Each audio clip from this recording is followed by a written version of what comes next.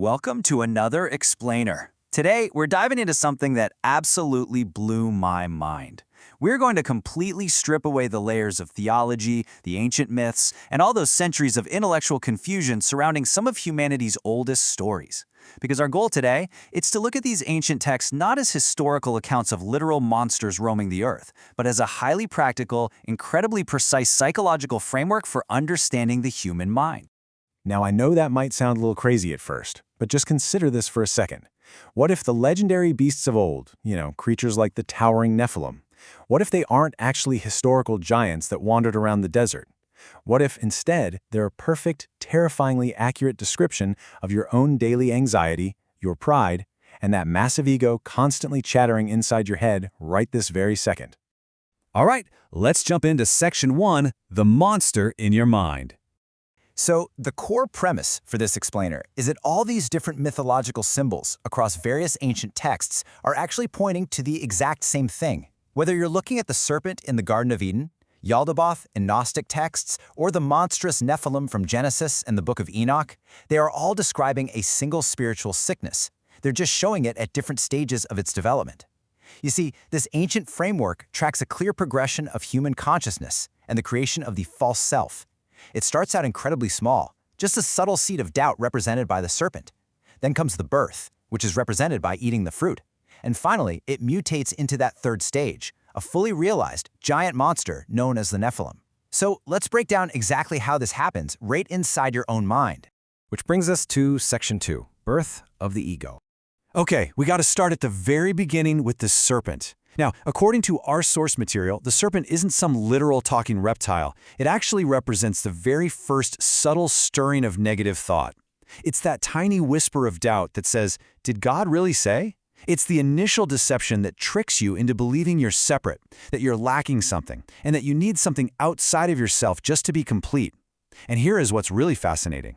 Following that seed of doubt is the infamous moment of eating the fruit. And guys, this has absolutely nothing to do with a literal apple. It represents the exact moment the human ego was born. It's the fall from a state of silent, peaceful being straight into the noisy, dualistic, judging mind.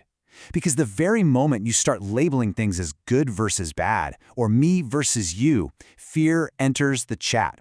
Human consciousness suddenly feels naked and starts hiding in the shadows of its own judgment. The book of James actually outlines this exact psychological life cycle. It says, "But each person is tempted when they are dragged away by their own evil desire and enticed. Then, after desire has conceived, it gives birth to sin. And sin, when it is full grown, gives birth to death." When we read that impartially, we can see it perfectly mapping out the progression from a simple, subtle thought all the way to total ego domination. It is literally a mechanical breakdown of how the mind gets trapped. Moving right along to Section 3, Creating the Hybrid Monster.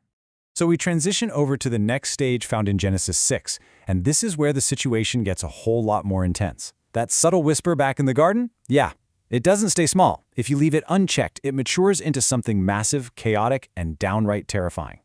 Let's mechanically break down that famous unholy marriage verse. The sons of God represent your pure, innocent awareness, that divine spirit or spark of consciousness. On the flip side, the daughters of humans represent your fleshly nature, your physical body, and your sensory desires. Now, the text describes these two marrying. But what is this marriage really? Well, the marriage is the psychological act of identification. It happens the exact moment your pure, infinite awareness drops down, attaches itself to physical sensations or passing emotions, and mistakenly says, "This is who I am." You are quite literally fusing pure spirit with physical animal flesh. So the absolutely crucial point here is what gets born from that unholy union. And the answer is the Nephilim. The name literally translates to the fallen ones. It perfectly defines a consciousness that fell from a state of silent spirit into the dense, heavy realm of matter. When infinite divine energy gets trapped inside finite animal instincts, it creates a monstrous hybrid. It creates the bloated human ego. The text even calls them men of renown, because the ego is absolutely obsessed with status, reputation, image, and pride. It so desperately wants to be the hero of its own story. And that leads us to Section 4, Feeding the Insatiable Giant. This is where this ancient manual gets incredibly relevant to your everyday experience. Because this towering tyrant in your head, it doesn't just sit there quietly. It demands complete control over everything you do.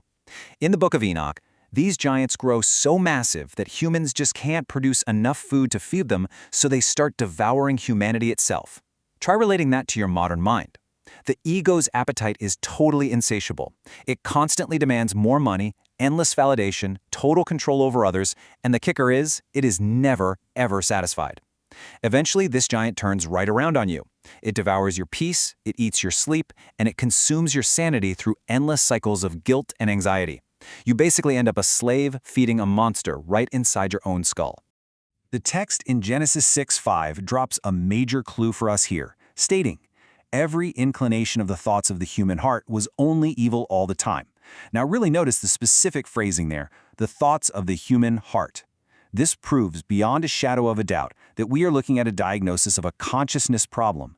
It's describing the unawakened human condition, which is basically a 24/7 storm of compulsive, negative, anxious thinking.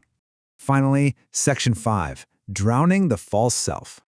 Okay, so how do we actually escape this? First, I gotta hit you with a hard truth. You cannot reform a Nephilim. You can't teach a giant to just play nice, and you sure can't teach the ego to be holy. I mean, a lot of people try to improve their ego through strict rules, sheer willpower, or religious fasting. But mechanically speaking, that is really just a giant putting on a religious robe. The ego is completely still running the show, it just feels spiritually superior now. The ancient solution isn't some self-improvement plan, it is total destruction.